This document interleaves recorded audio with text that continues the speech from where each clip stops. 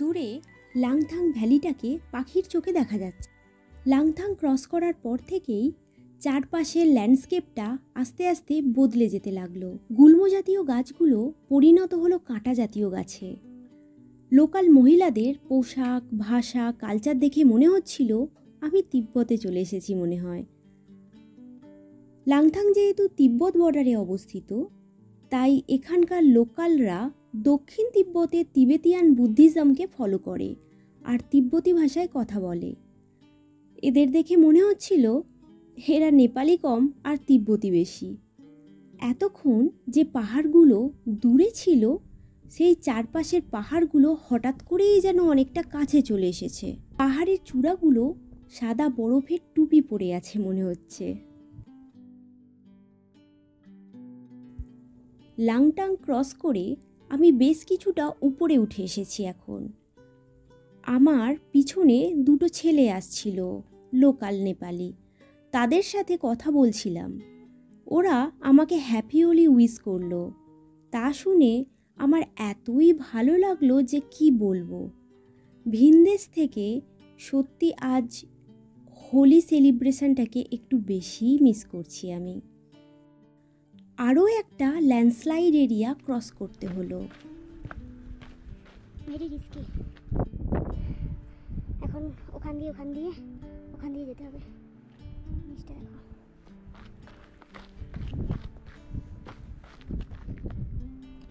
এই দেখো এত পাথর, নদীর জল এটা বয়ে নিয়ে এসেছে। যখন বর্ষাকাল হয় নিশ্চয়ই এখান দিয়ে ঝর্ণার জল আসে, আর সেই জলের স্রোত এই এত পাথর বয়ে নিয়ে এসেছে, ধর্ষণ আনিয়েছে।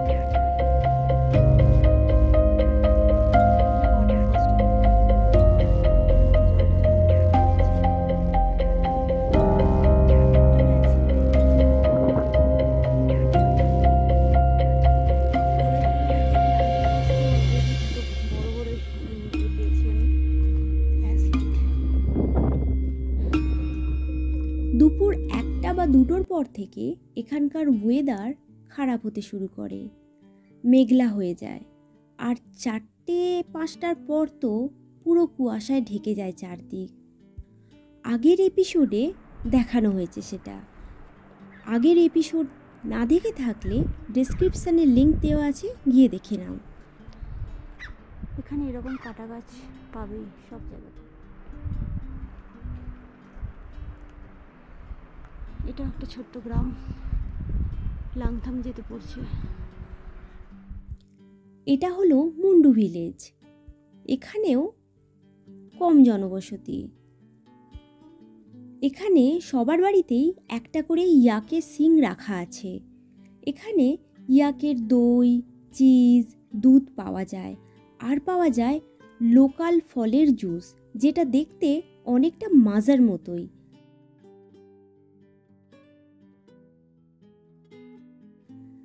এই সব কিছুই হাতে বানানো, ইয়াকের উল দিয়ে। সব বাড়িতেই প্রায় একটা করে বেকারি শপ আছে।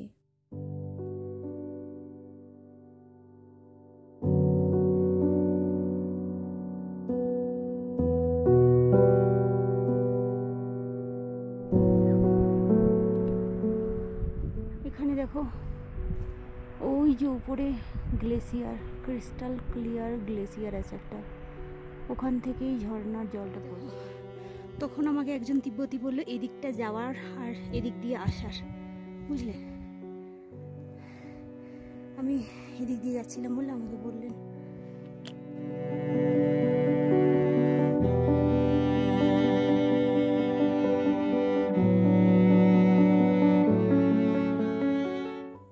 এই পাথরের ওপর বিভিন্ন জিনিস আঁকা রয়েছে, আর তিব্বতী ভাষায় অনেক কিছু লেখাও আছে।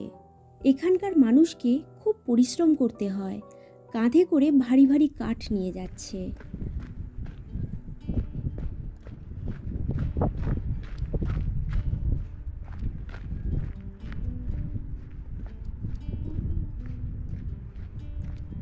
পুরো ট্রেলটা দেখো কাঁটা গাছে ভর্তি। এই কাঁটা গাছটা আবার লাল।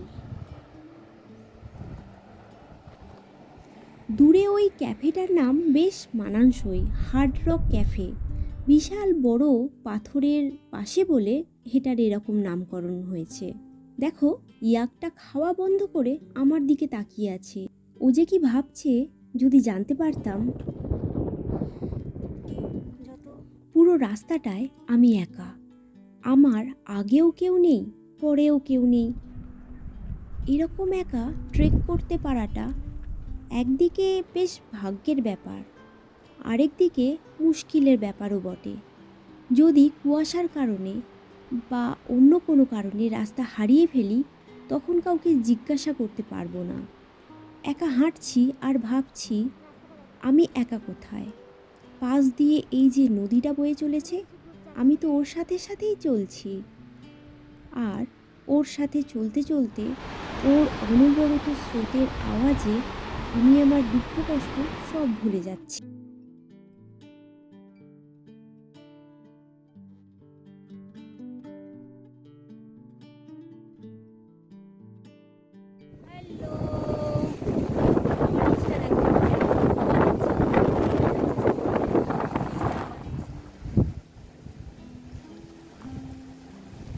যেন মনে হচ্ছে এটা লক গেট, এরকমই মনে হচ্ছে। দেখুন কিছু একটা করা আছে এখানে তিব্বতীদের।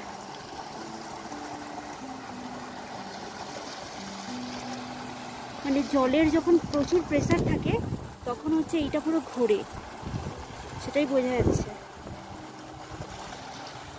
1 ঘন্টা চলার পর এখনো পৌঁছাতে পারিনি। ওই যে দূরে স্তূপাটা দেখা যাচ্ছে, ওটাই মনে হয় ক্যাঞ্জন গুম্ফা। আর কত দূরে মনে হচ্ছে আর পারছি না। এসে গেছে সেই ল্যান্ডস্লাইড জোন এরিয়া। এই চিহ্নটা মানে রকফল।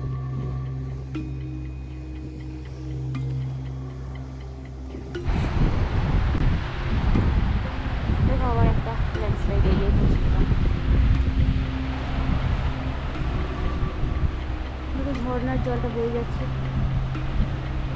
ওই যে ঝর্ণার জল পড়ছে, ওই জলটাই বয়ে যাচ্ছে। ল্যান্ডস্লাইড এরিয়া এটা আর একটা। ওই যে আমাকে আবারও সেই ওপর দিয়ে উঠতে হবে। আর এই ঝর্ণার জলটা গিয়ে মিশেছে নদীতে। ট্রেকিং ট্রেলের মাঝে কাদারা চলছে।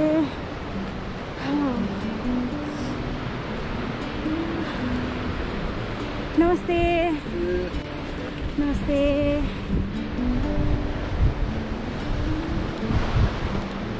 রাস্তাটা দেখো ডাউন হয়ে গেছে। আমি যেদিন আসছিলাম সেদিন কোনো টুরিস্টই ছিল না, আর আজকে দেখো কত টুরিস্ট।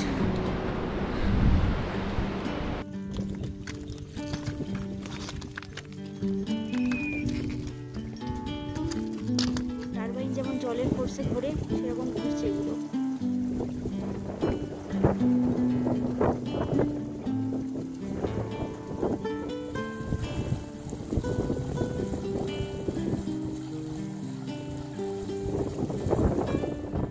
ওই পিকটা দেখো একদম ছুচালো, মেঘে ঢাকা পড়ে গেছে যদিও।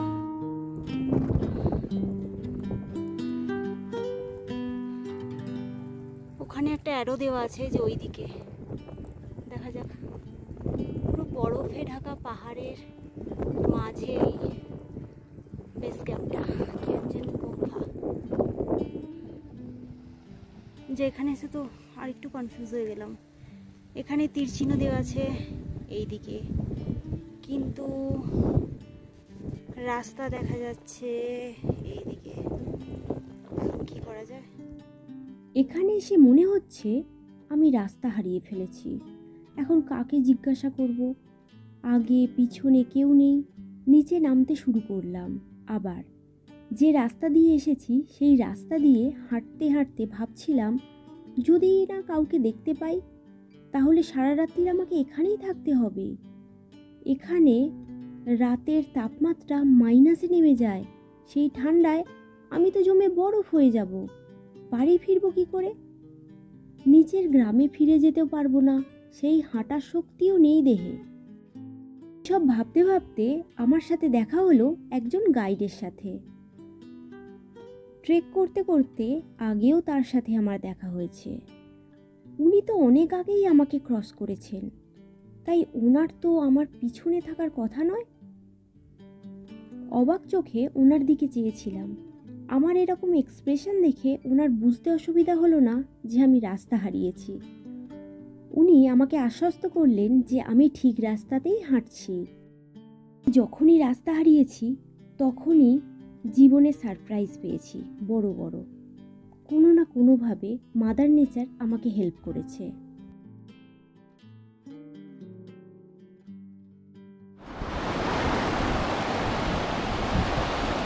ওয়াও, নদীর জল।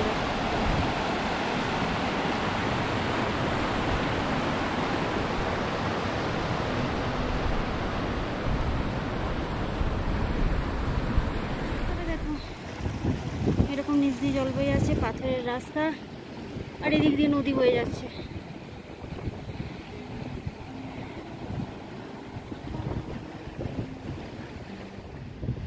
ওনার সাথে কথা বলতে বলতে জানলাম কিঞ্জিন গুম্ফায় ওনার একটা হোমস্টে আছে, কর্মা হোমস্টে। আমাকে বললেন ওখানে স্টে করার জন্য। আমিও রাজি হয়ে গেলাম। কঠিন সময়ে যার কাছ থেকে সাহায্য পেয়েছি তার জন্য তো এটুকু করতেই পারি। তাছাড়া এত ক্লান্ত যে অন্য হোমস্টে খোঁজার ইচ্ছেও নেই আর।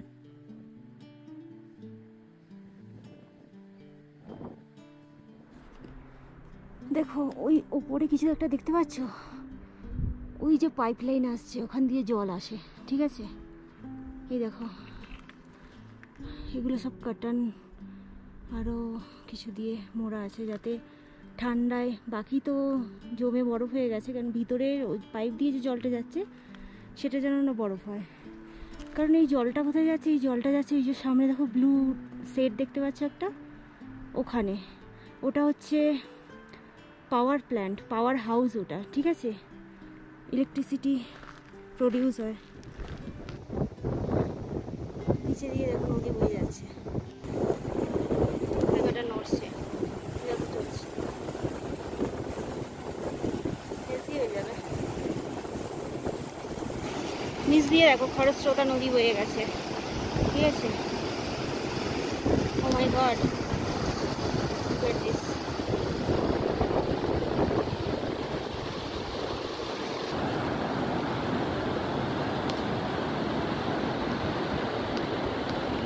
ওইখানে বরফের স্ট্রাকচারটা দেখো, ক্রিস্টাল ক্লিয়ার। আবারও একটা হ্যাঙ্গিং ব্রিজ ক্রস করলাম। ব্রিজ ক্রস করেই দেখতে পেলাম কিঞ্চিন গুম্ফার এসে গেছে। 1500 টাকায় রুম পেয়ে গেলাম। 1500 টাকায় ফুডিং, লজিং আর আনলিমিটেড গরম জল ও ওয়াইফাই।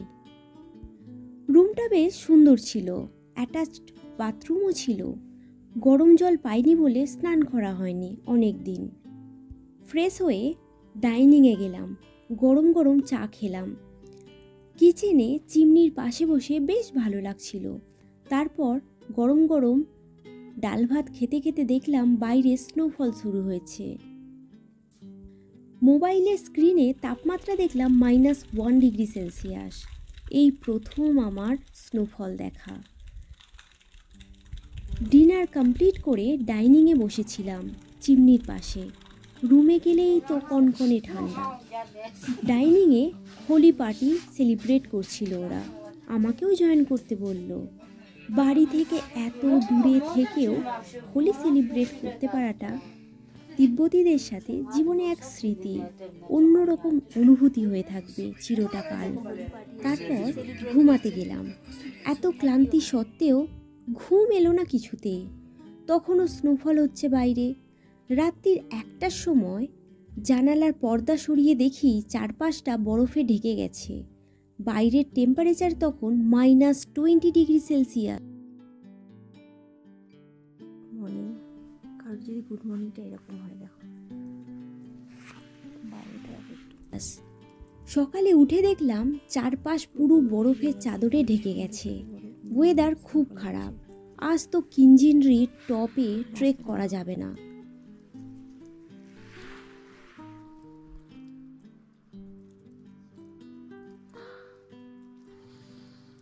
হাতটা বাইরে রাখাই যাচ্ছে না এখনো।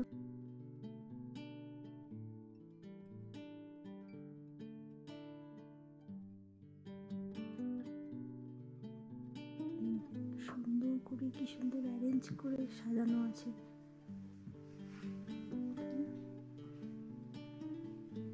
আর এদের সবার বাড়িতেই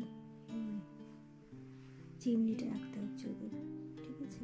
এখানে কাঠ দেয়, তখন হিট ওরা কিচেন, এটা কিসের মাংস।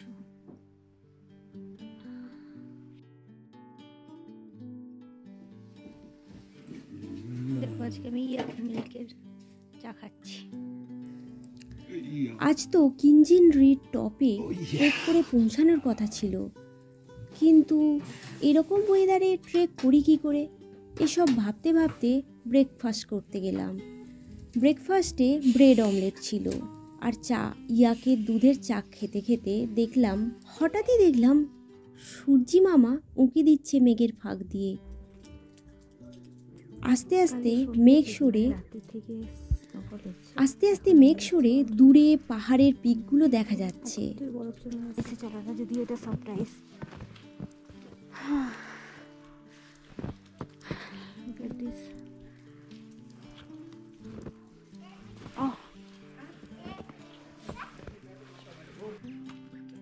চারপাশটা দেখো,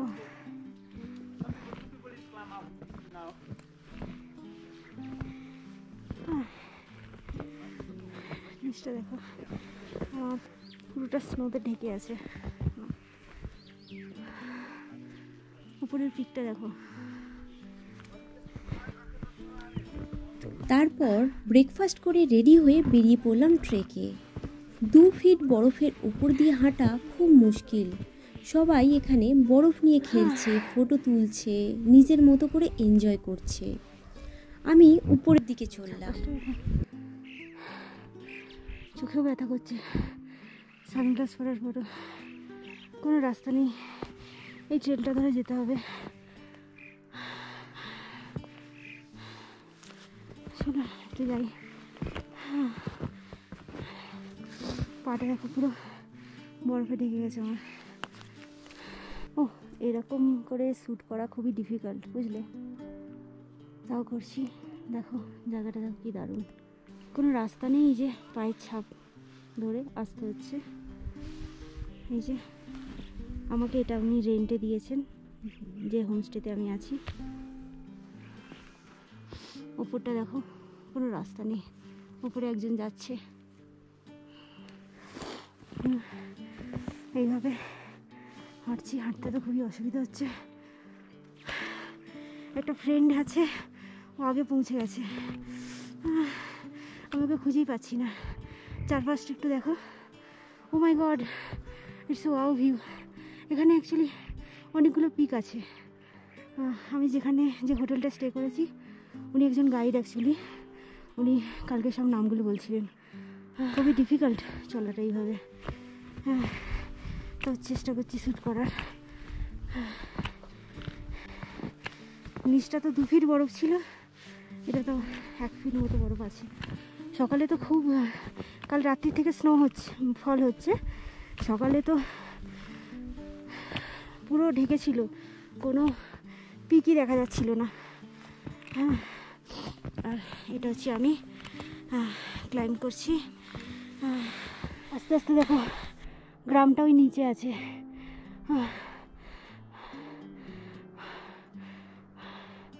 হাঁটতে হাঁটতে অনেকটা ওই দূরে বড় বড় পিকগুলো দেখো, ওয়াও। হাঁটতে হাঁটতে আমি অনেকটা উপরে চলে এসেছি। এখনও মোটামুটি 1-1.5 ঘন্টা ক্লাইম্ব করতে হবে। বরফে ট্রেক করা খুবই, এখানে সূর্যটা তো তির্যকভাবে পড়ছে যে প্রচুর গরম লাগছে। ওই দেখো ওই পাহাড়ের টপে ভিউ পয়েন্ট, পুরোটা দেখো বরফে ঢেকে গেছে। ওদিকে দূরের ভিউগুলো, দূরের পাহাড়ের চূড়াগুলো দেখো, ছুঁচালো চূড়া সব দেখা যাচ্ছে।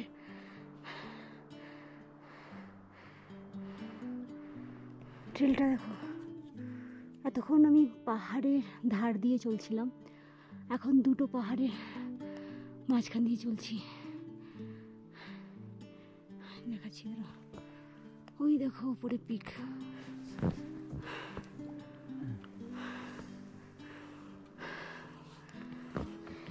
এই যে এখান দিয়ে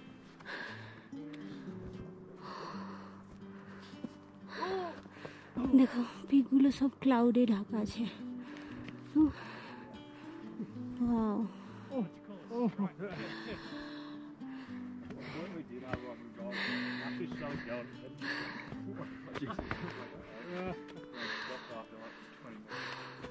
Really good one down here. Do you want a photo? Are you ready? ওই চূড়াটা দেখা যাচ্ছে না, মেঘে ঢাকা পড়ে গেছে থেকে আমি চলে এসেছি। যাওয়ার সময় খুব ডিফিকাল্টি লাগছিল, ওঠার সময়, নিচে নামার সময় অনেক ডিফিকাল্টি লাগছে, বাট ইটস ওকে। দেখো নিচে ওরা ক্লাইম্ব, নিচে নামছে, অস্ট্রেলিয়া থেকে এসেছে। ও এটা দেখো পিকগুলো সব ঢেকে গেছে, কেন দেখো এইভাবে উঠতে হবে। আর নিচে নামার রাস্তাটা দেখাচ্ছে, দেখো মেঘে ঢাকা পড়ে গেছে। আর্লি মর্নিংয়ে তো আরও অবস্থা খারাপ ছিল, কিন্তু এখন তাও ঠিক আছে।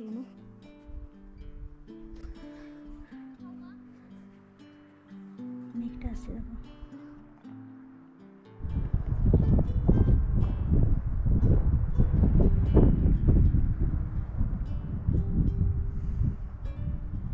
Wow view. ও উপরে উঠতে পেরে আর উপর থেকে নামতে পেরে আমার ধরে জান এলো বাবা। আমার এত ভয় লাগছিল যে কি বলবো, খুব ডিফিকাল্ট লাগছিল। ডিফিকাল্ট নয় অ্যাকচুয়ালি, বাট শুধু এই বরফ পড়ে থ্যাঙ্ক গড যে আমি পৌঁছেছি। এখনও পৌঁছাইনি, এখন অনেকটা, ইটস ওকে।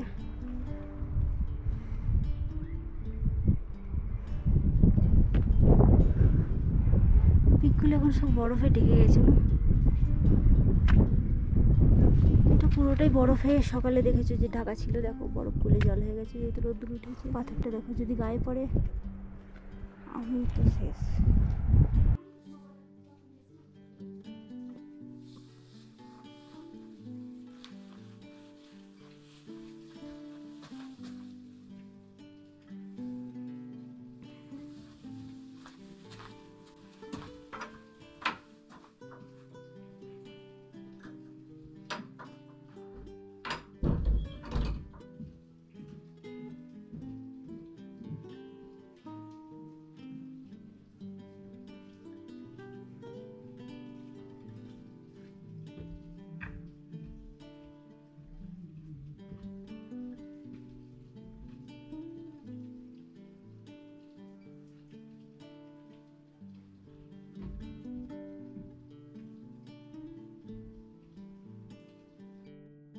দেখো আজকের ওয়েদার, কালকে স্নোফল হয়েছে বাট তাহলে ওয়েদারটা দেখো।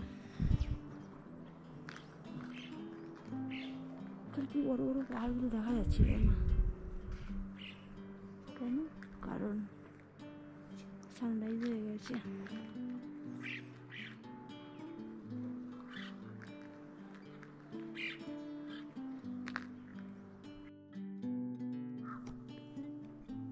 দেখো এটা হলো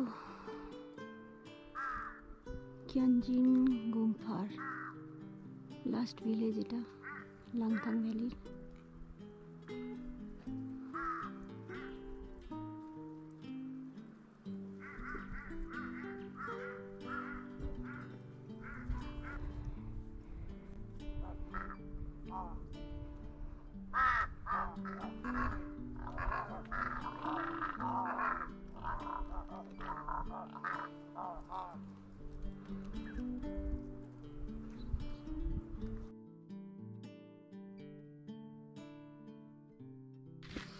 রাস্তাটা দেখো,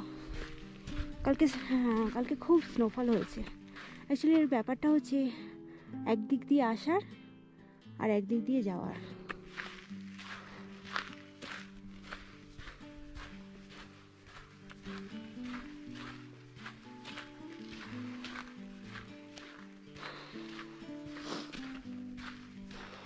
কালকে পুরোটাই বরফে ঢাকা ছিল জায়গাটা, পুরোটা, ঠিক আছে, পুরোটা বরফে ঢাকা ছিল কালকে স্নোফল হয়েছে অনেক। কিন্তু আজকের ওয়েদার আবার আলাদা। আজকের ওয়েদার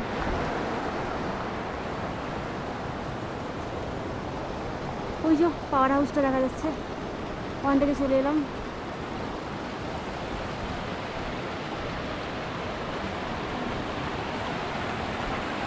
এই ঝর্ণার জলটা গিয়ে মিশেছে কোথায়? ওই যে নদীর জলে, ওই যে নদীটা যাচ্ছে, নদীর জলে মিশেছে। দেখবো খুব তাড়াতাড়ি হাঁটতে হবে কারণ অনেক দূরে যেতে হবে না, সেই জন্য।